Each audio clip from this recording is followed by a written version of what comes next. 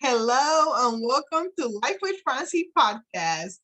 On today's episode, I have the pleasure to be talking to Elise, a wonderful woman that she has gone through hell and back a million times, and she's still a survivor and she wants to help other women. So let's find out what Life with Elise is all about. Welcome, Elise. Well, thank you for having me today. I'm so excited for this experience. So, what is your mission? My mission is to show other women, men and children, not just women, that you can overcome anything that you get dealt in life. And it's hard to see that when you feel alone. And I just want everybody to know they're not alone, that they have me, they have resources in the community, they have so many other survivors out there that will have their back. Yes, I love that because most of us, depending on our situations, feel alone. So for me, I try to keep the podcast around mental health.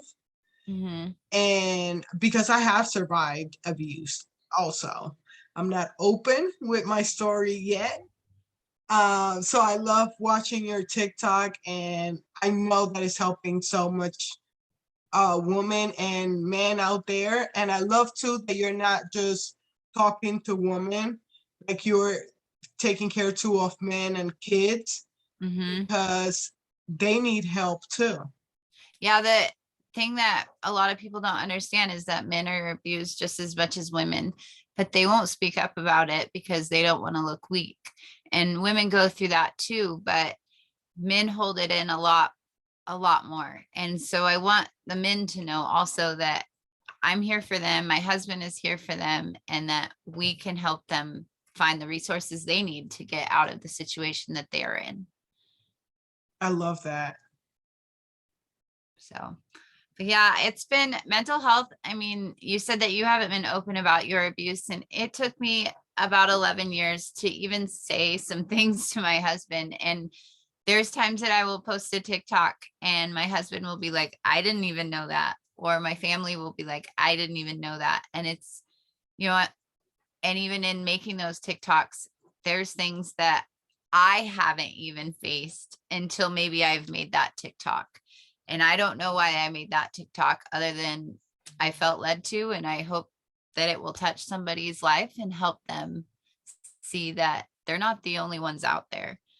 I mean, when I came out and said I was kidnapped and I was moved 300 miles and I was stabbed and raped and beaten, you know, it was amazing to me how many people were like, I have a similar story. I went through a similar situation.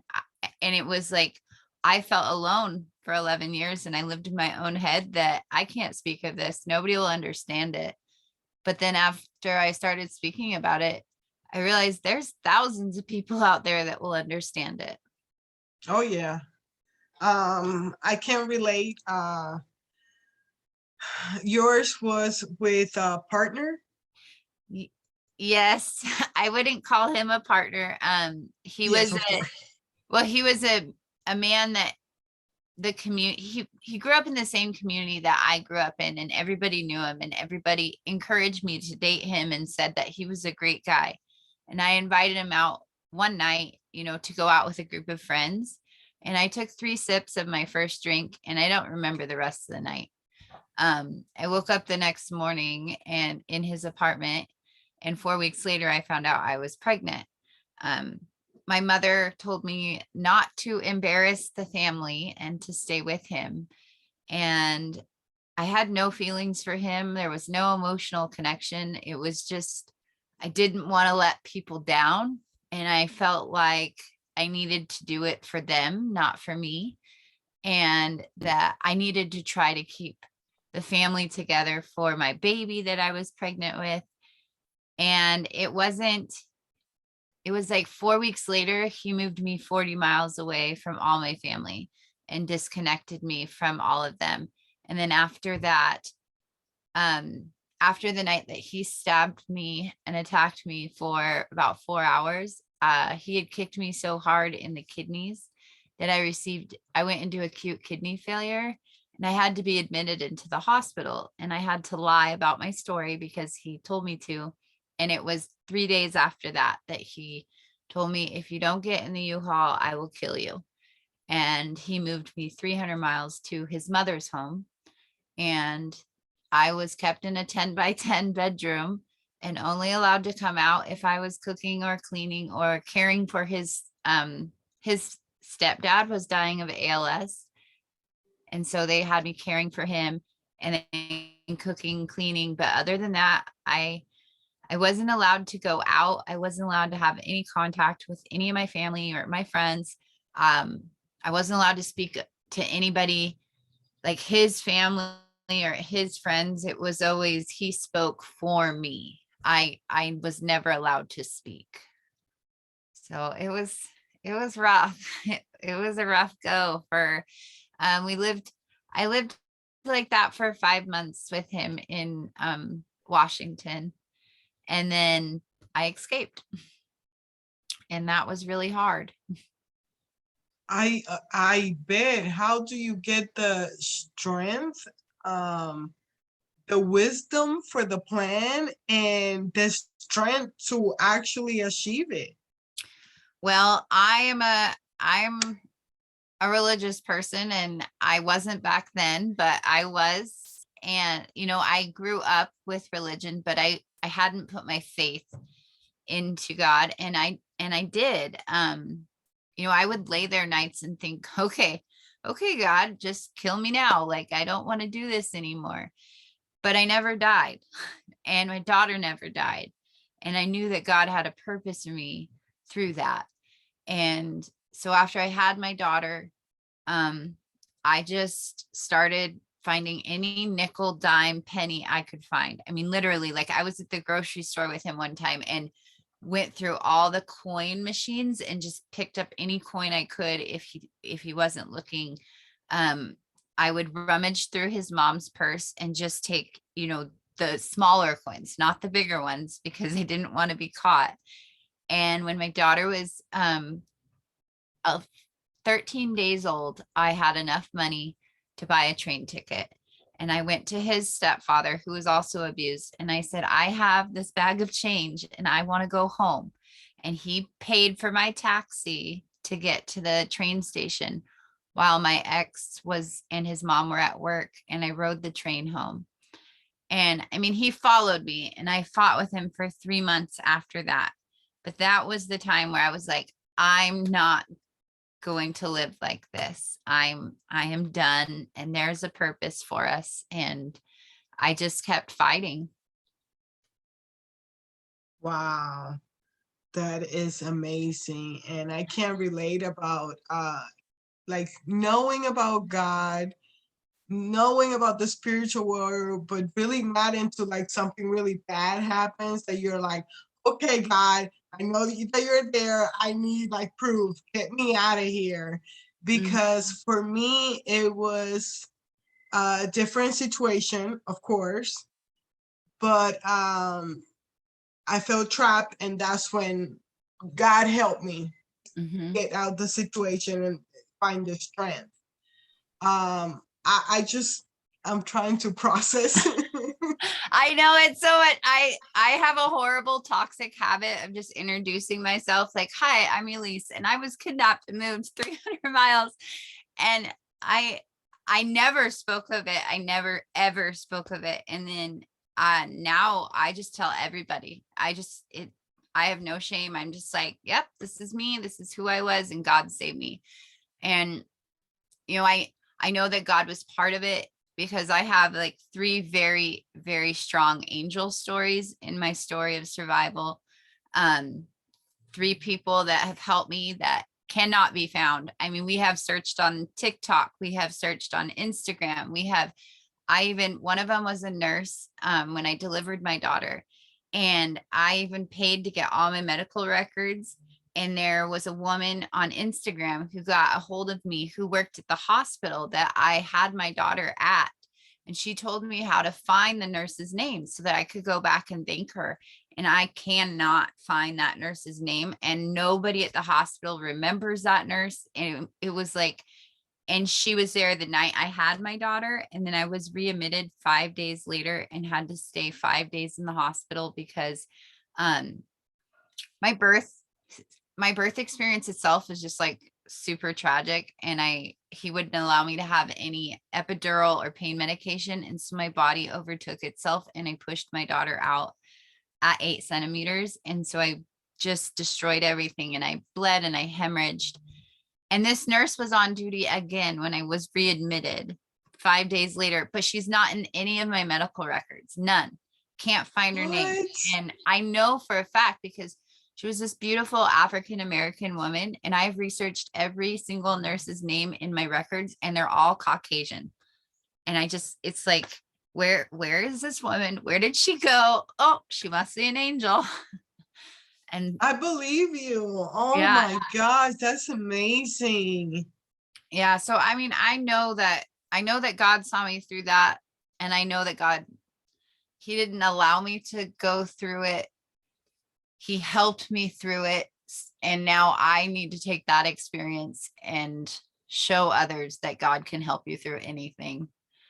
So And yes, I love your mission because a lot of people need your message.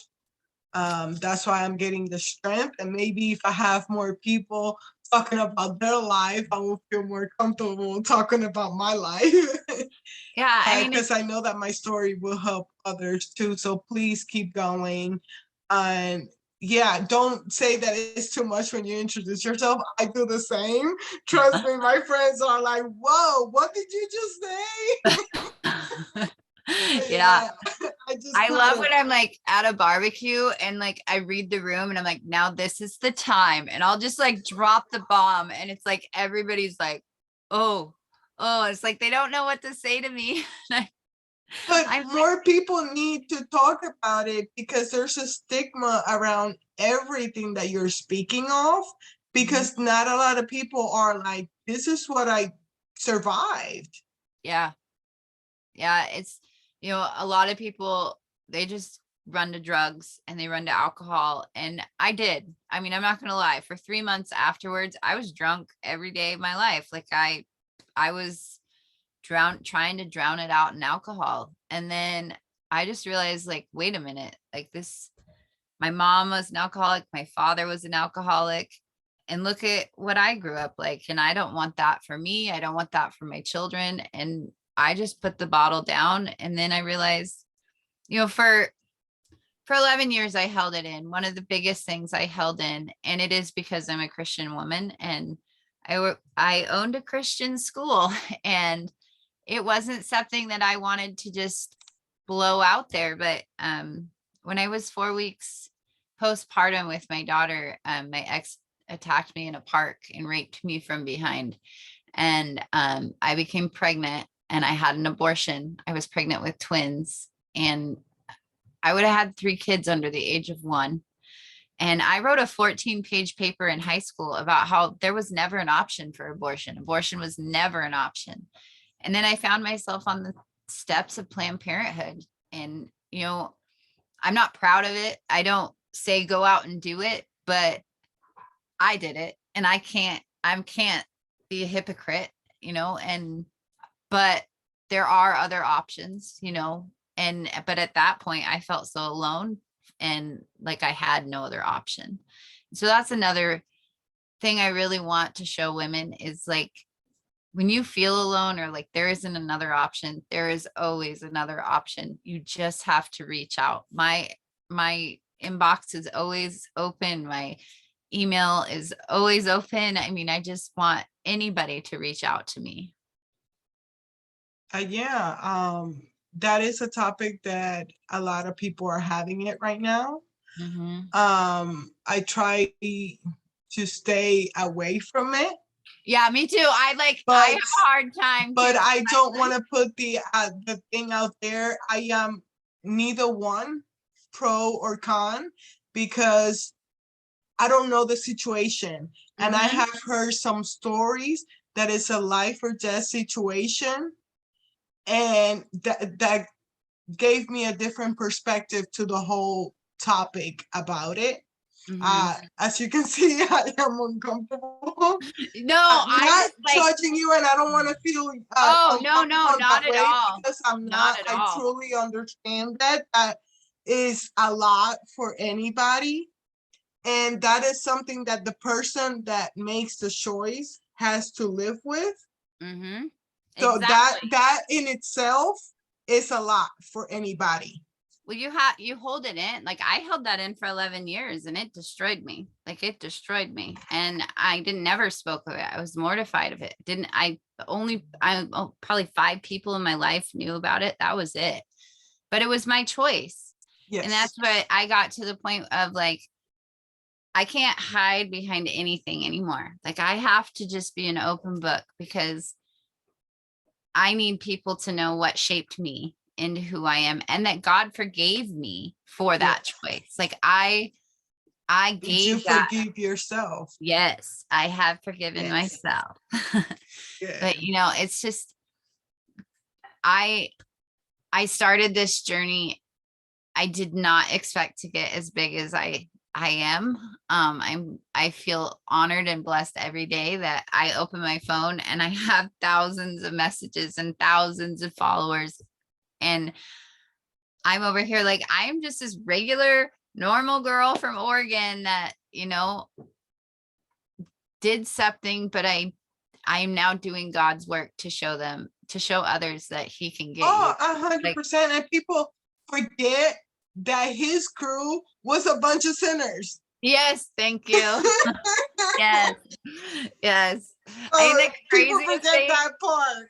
I know, it's like Or that's that we are all sinners. We got, if you thought, oh, Anna over there, she didn't do this or didn't do that, or she didn't go to church, that's a sin. So everything is a sin. So yeah, sorry. judgmental. I get Yes. triggered when it comes to religion because of all the religious trauma that I carry from my childhood. Oh, I get it. Like I see we are religious, we believe in God, but I don't really believe in like organized religion. Like I go to church so I can have the fellowship, but the organized religion I have been turned off on because when I was with my ex and I was pregnant and after he attacked me the first time, I went to my pastor and he literally told me, be a better wife, be a better woman. And I was like, who are you? Like, I'm not doing anything. And he told me I had to stay and I was going to embarrass my family and I was a shame and I had had a child out of wedlock. And I mean, that was every time I did try to leave, his voice would run through my head like, oh, I'm putting God down. I should be a better wife. I should do this. And then I'm like, wait, no, he's wrong. And I'm not doing anything. Oh yeah, no, I 1000% get it. I grew up with an amazing family. I love them to death. I have my mom's side of the family that I love, and I have my stepdad side that I hate saying stepdad because he has been my dad since I was 33, since I was a year old. So he's been my dad for 33 years. Oh, like Big Red and Gracie. I have no idea what you're reference Oh, to. well, my What is husband. that? So my Oh, husband's your name, husband and yeah. yeah, my husband's name is Derek, but everybody calls him Big Red. And then he has been my daughter's dad since she was 8 months old. Yes, I have seen some videos and 100%. He is my dad, okay? My dad, I am a daddy's girl, and my mom be like, I was the one who had you, and you just want to go over there with your dad. Yeah. So when it comes to my mom was the one that got beat up by the first husband. And then she didn't tell me a lot of her story because she didn't want me to have any negative feelings. Then I grew up with my biological side of the family, but not with him. Okay. So then I met him when I was 9. And then we lost contact again, talked again, 13. lived with him at 15. So it's a crazy story. And he was the worst human being on this earth. He's still the worst human being on this earth. Even, you know, Yeah, even when the man or whatever, because he's a biological father. So he tried to destroy my soul and everything that my mom had accomplished so far. So through it all, I grew up with my mom's side of the family that is very religious, and I have different types because my mom has 10 siblings. okay. She's the baby of 11. So you have all type of religion and all type of different beliefs, and everybody's right with their beliefs. And here is the black sheep of the family, like, you're all crazy. And I'm gonna go find God on my own. Well, I had to go through hell with my biological father to find God. Mm-hmm. And I did, and I have gone through hell. And as I was just telling my therapist before you, I had an appointment with my therapist, and we were talking about it because I'm very hard on myself, and I carry a lot of shame and guilt and everything else. But I prayed for the person that I am today 10 years ago. Mm-hmm. So why can I just relax? I enjoy where I'm at today. No, I do the same thing. I do. And I think back and I'm like, I think, well, why didn't God answer my prayers? And then I'm like, wait, he did. It just took a while. It just took longer than I wanted. It wasn't on my time. It was on his time. Yeah. And Yeah. his time is his time. And we're like, okay, is it time yet? See, and we did the same thing that your mom did with Gracie. For a long time, I made a decision that I wasn't going to tell her anything because I wanted her to make her own opinion of it. And then after I started making TikToks and going on Instagram, she's old enough now that she can see them and read them. And I got to a point where I was like, she needs to know, what he did, because I know that he will manipulate what happened. And so I have began to tell her, what has happened and what had happened. But we do tell her that maybe one day he will change. Maybe one day he will be a better man. And honestly, we pray for him. We pray that he will see what he has done to others and that he will get the healing he needs. But in my heart, I don't think it will ever happen. Oh, girl, I pray too. I pray that my biological father gets a new heart, a new life, a new whole personality. Oh, I pray too, girl. I know. It's just like, he's a horrible human being. Him and his mother. His mother is just like, it was funny. His mom, I hadn't seen her since Gracie, my oldest, was only like 3 weeks old. And that was the last time I left Washington. And we were at a gas station and she was at the gas station in front, like at the gas pump in front of us. She gets out of her car and waves at me like I'm her best friend. Like she's like, and then it was like it dawned on her who she was waving at. And she started glaring at me and flipped me off, went in the gas station. And I'm like, I'm just sitting here. I just want gas. You crazy lady. And it's sad because they've done it to 3 other girls that I know of since I have left. And I did not know that I could file criminal charges on like past stuff. So when I was 22 is when he was arrested, and I didn't know my rights. So I didn't know that you could tell them that, hey, he kidnapped me, he took me, he did this. And so I never charged him with any of that. All those charges that I have posted on TikTok, those are literally just from a 6-hour attack that night. So he got kidnapping, strangulation, abuse, harassment on myself and my daughter. There was other charges there too. But I had a federal agent reach out to me who said there's no statute of limitation on kidnapping, and we would like to talk to you further. So I am pursuing maybe possibly charging him and his mom with kidnapping at this point.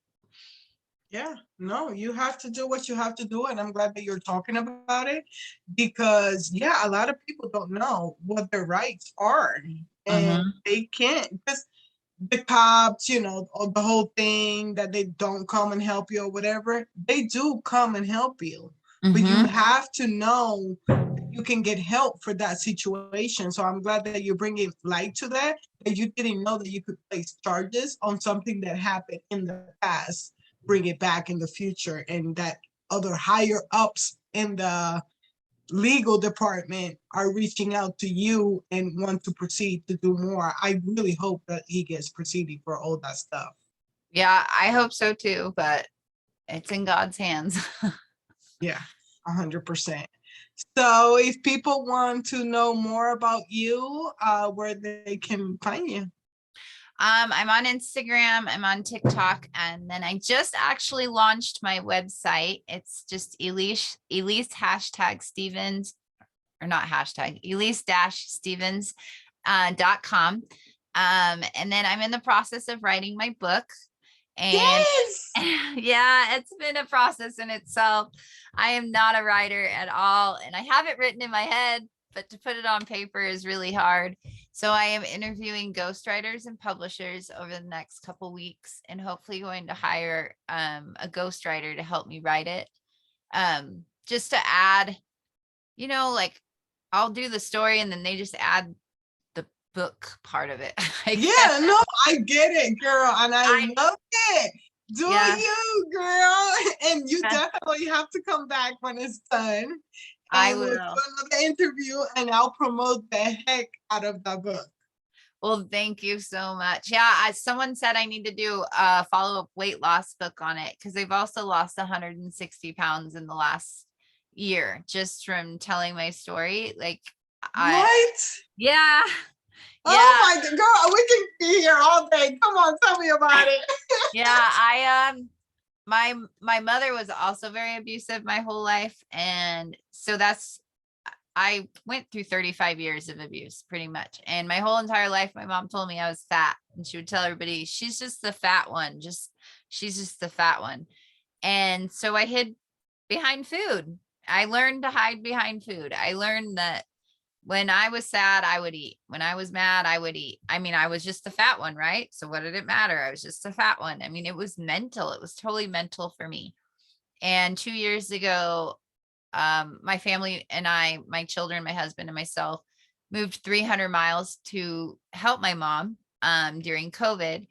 And my brother overdosed while he was here. And my mom was back into the alcohol. And I just looked at her and I said, I don't have to buy for you anymore. And I don't have to be around you. And I don't want to. And after that, the weight just started falling off. Like I literally just healed and healed and healed. And it was like the weight just, Wow. so I'm yeah. going through it with my therapist because for me, this is the biggest that I have been. Mm-hmm. And with my mentor and all, I got therapist and a mentor. So I take mental health very, very seriously. So, but this is the biggest that I have been. And yes, it's because I am self-sabotaging when it comes to like the work. Like I get my gold star because I did one homework. And then I'm like, okay, I'm not gonna do anything else. And I go into binge eating and all kinds of crazy stuff. And now I'm working overtime. I work for the post office. Mm-hmm. So I'm working, I did like almost 100 hours in 8 days. Oh, wow. Yes. So I am a zombie. Anyway, but I'm asking for help. I live in Kansas, but I'm originally from Puerto Rico. Mm-hmm. And so it's like a grown up, but in a no, a teenager in a grown up body. Yep. because the survival. So what I'm learning from TikTok. TikTok's a great place, man. You learn great It is. I things. love it. The people that went through trauma, they're in survival mode. So that puts you behind from other people that were having different life experiences. Mm-hmm. So now, 10 years later, that I have left that abuse, I'm still in survival mode. And I'm like, girl, what are you surviving? You have a brand new car, you have a great job, you have an amazing community around you. What the hell are you surviving? But it's like, it's hard to It's a get out of mental, the mindset. yeah, it's mental. It is such a mental thing. I mean, I got to a point where I just believed like I'm fine being fat. I'm just gonna be fat my whole life. And then it was like it was my survival, it was my protection. And we joke all the time that I lost the abused Elise because I now weigh 145 pounds. So I have lost more than I weigh right now. I've lost a whole person. And that was the abused Elise. That's no longer, there is no longer abuse allowed here. And I make a very conscious decision that if I meet somebody and they make me uncomfortable, I will never speak to them again. Like I have to do it for me and my children and my husband. And I know that I get easily sucked into people's manipulation. And so I just have made a decision that if I meet you and I sense that you're manipulating me, I will just, it was nice to meet you, but I'm going to move on. Oh, I get it too, girl. I have, since I work for the post office, they pretty much treat me like, with respect to the people in the military, but like a veteran, like you can't get into their bubble. Yep. You have to be respectful and be like, hey man, I'm coming behind you or whatever.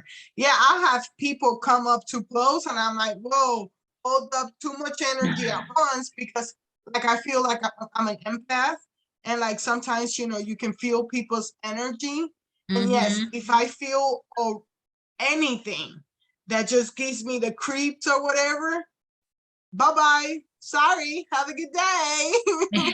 Yeah, that is, and when I started doing that, like I realized like that I wasn't getting overstimulated during the day and not needing to snack at night. Like I was using the snacking to regulate myself and feel better.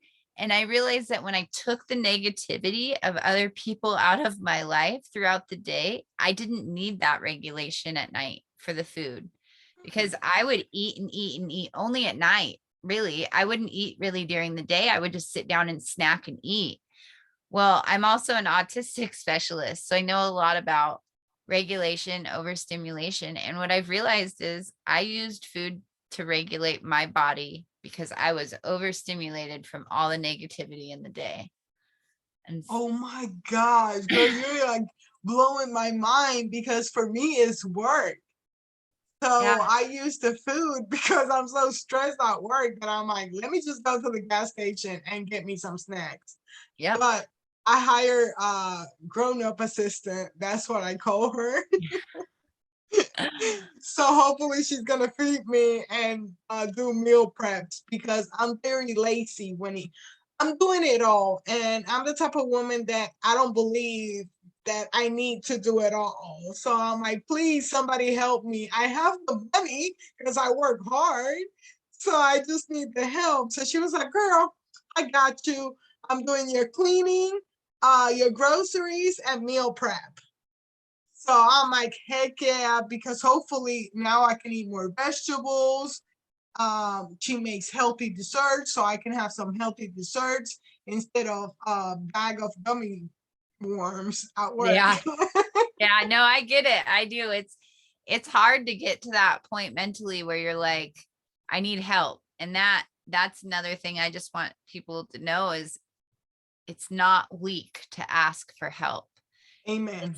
And I mean, that's men and women. Last September, we all got COVID, and we almost lost my husband. And then we lost his father 2 days later, like in the trailer right next to us.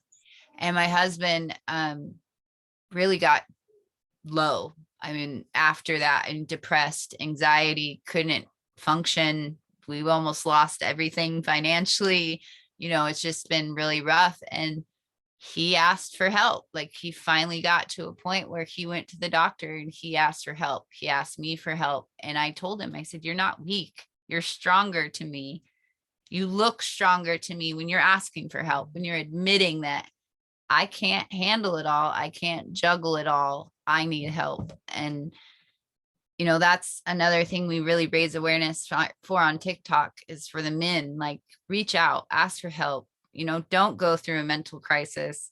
We just watched 3 marriages collapse in front of us because you could tell the men were overstimulated, just needed and couldn't ask for help. So they went out and cheated on their wife. And it's like, you have to stop and realize what is making you have these emotions. Is it truly, you want to go cheat on your wife, or you want to go do this, or is it you need help and you need to ask for help? Like, and then on that part, yes, I agree with you. That cheating and betraying and everything of your partner is something that is inward that you have to deal with.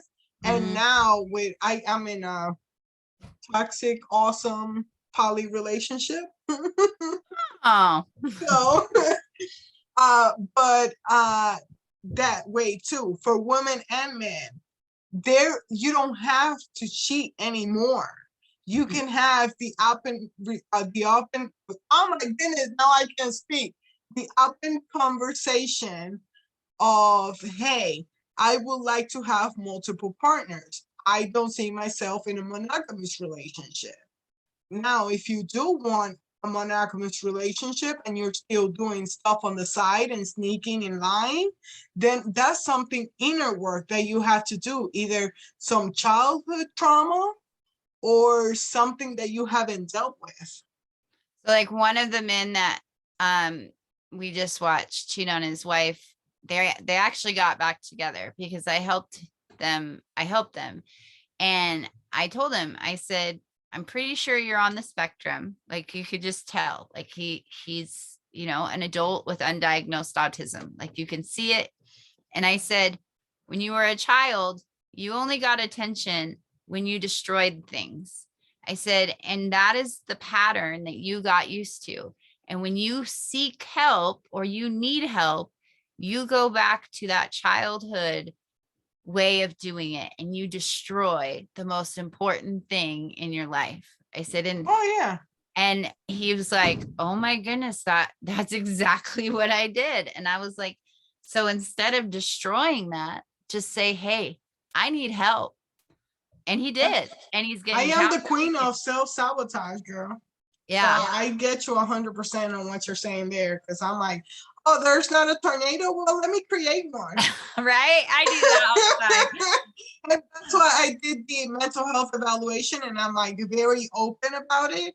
I have to make a podcast. I made the podcast when I made the appointment. Now I did the evaluation, and then at the end of the month, I get my diagnosis. And I chose, I told this psychologist, I was like, well, I'm here for research. He's like, well, that's the first. I want to know the results. So I'm definitely I am okay, but there is something off with my brain, but I'm fine. It's just like there's something a little bit off with my brain, and I just would like to know what a little bit of diagnosis to see what it is. Oh, girl, so I can tell you, I can tell you right now, my husband is undiagnosed autistic. Like, socially, I don't think he would have made it this far if I wasn't holding his hand like that. And then all 3 of our children are on the spectrum also. But they're all functional. I mean, it's just, they're functional. They just have those. It's just little things. Like I had like a million questions for the mental health evaluation. And it was as simple as like, do you like a routine? Do you get angry if your routine changes? And I was like, oh my gosh, I do. I get really angry if I change my routine. I'm okay with routines, but when it comes to plans, like if I have a plan and in my head I have this plan and then something goes wrong, it could be something small. I'm just like, I can't handle this. I can't handle this. And I have to Well, go back and like replan it. I'm a planner, and my boyfriend is the adventurous. Every day is an spontaneous thing. Like he can call me and be like, "Okay, we're driving to Indiana." What? Do you know that that's like hours away? Okay, so what are we eating? What are we doing? How are we gonna pay gas? And he's like, "Can you just get in the vehicle?" And I'm like, "No, That's that's not how my brain works." See, that's funny because I like plans, but then I'm also very spontaneous and I will just like get in the car and go. But I can do that because in my head, I have it planned out how I want it to go.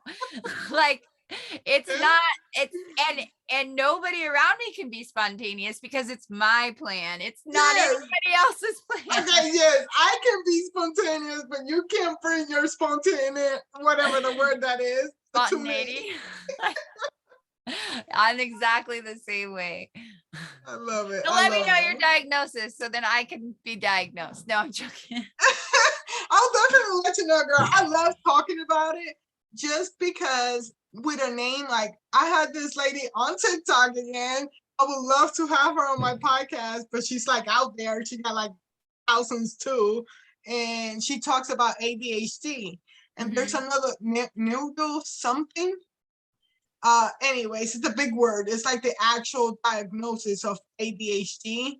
And I have to write it down and learn that word so I can speak about it more. But she's talking to moms that feel like ADHD. And I'm bawling. I'm like, somebody gets me. Alone in this one. And like I told the psychologist, I was like, okay, so my family, I have heard on both sides, I have heard bipolar and schizophrenia a lot, like more than usual. So I don't know what that's about. And then now the internet says ADHD. And then, oh yeah, and on top of that, I got trauma. So Yeah. See, I have ADHD and then I have the trauma response. And, trauma can manifest and look a lot like autism because it creates the social disconnect, it creates the emotional disconnect. But our oldest daughter, Gracie, she is diagnosed autistic. And it is so fun for me to pick her brain. And she'll tell me anything. Like, I'm like, how do you see your memories? And she's like, I can watch them, fast forward them, stop them. And she'll just sit there and like be looking up in the sky. And I'm like, what are you doing? She's like, I'm daydreaming. I'm watching a movie. I'm like, what? I want to watch a movie. But then I mean, like on the sad side, I'm like, do you know what love is? And she's like, no. And I'm like, do you know that you love me? And she's like, well, I know that you're different than other people, but I don't know that it's love. And like, she doesn't like to be hugged. She doesn't like to be touched, but then she does like to be hugged by me and my husband, but only on her time. Like you can't just go up and hug her or like you can literally see the hairs on her neck stand up. Like she just doesn't like it. I totally get it. And I hate the stigma that is out there and how horrible people can be. I have a wonderful nephew. I mean, he's my friends. We met through a situation that happened in Puerto Rico, a hurricane. So the people in Kansas that were from Puerto Rico, we got closer. So we became like sisters. Well, my nephew is a premature baby. And he's in the spectrum also. But when we first met, I have to respect him. I can't just be like, hey, I'm here. Nope. Yeah. So I just kept giving him the look and the look. And then next thing you know, we were sitting at a table and he threw his car at me. And I was like, oh, that's so weird. I know I love working with my autistic kids because it's like I do early intervention. So I work with like 5 years and younger for autistic children. And it's, a big part of my job is literally just teaching them how to connect with somebody. And when we're doing the parallel play and they'll hand me a toy, it's like, oh, I got it. It's like, so I get that 100%. And that is like, that is our daughter. I mean, our daughter to a T. It takes a lot to get into her, like into her bubble. She actually has a video on my TikTok. She stood up against some vaping at school, and I made a video of it, and it got like 8 million views, went viral. And she got duetted by like one of the people that finished top 7 on American Idol, and a couple comedians and teachers all over the world. Wow. And I mean, it was amazing. And she literally was like, I don't care. She's like, that's cool, but I don't want to know about it. I don't want you to read me the comments. She won't watch it. She doesn't like the attention. She's like, I want you to put me out there, but I don't want to know about it. And I'm like, that's so what do hard. I You're like, look, it's so exciting. And she's like, I don't care. And I'm like, what do I do with that? do? That's awesome though. And I love that you're like in such a different environment for your daughter. You're Yeah. a great mom. You're a great human being. Thank So, you. This I really don't want to end it. We can do it again sometime. I love you forever. Yes, you're coming back when you have that book.